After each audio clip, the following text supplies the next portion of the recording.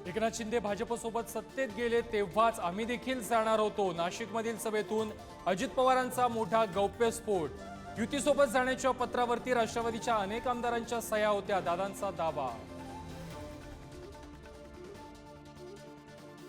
पंतप्रधान मोदी आज महाराष्ट्राच्या प्रचारात। संभाजीनगर, नवी मुंबई आणि मुंबईमध्ये मोदींच्या सभा।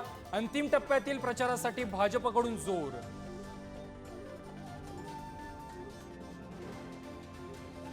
मुंबईतील मोदींच्या सभेला शिंदे असणार, पण अजित पवार नसण्याची शक्यता। अजित पवारांच्या नाशिकमध्ये जाहीर सभा, मोदींच्या नवी मुंबईतील सभेला तटकरे उपस्थित राहणार। पंतप्रधान मोदींनंतर राहुल गांधी देखील महाराष्ट्रात। नंदुरबारमधून राहुल गांधींचा भाजपवरती हल्लाबोल। नांदेडमध्ये देखील राहुल गांधींची जाहीर सभा।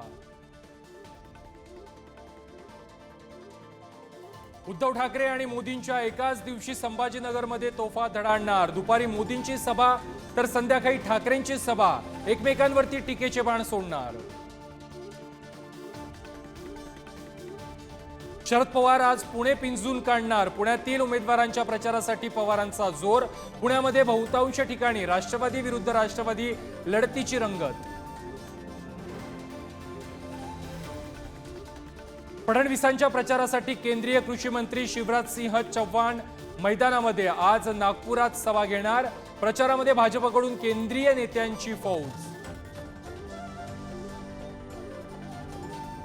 राज ठाकरे आज पुण्यामध्ये 2 सभा घेणार, तर मनसेचा जाहीरनामा उद्या प्रसिद्ध होणार।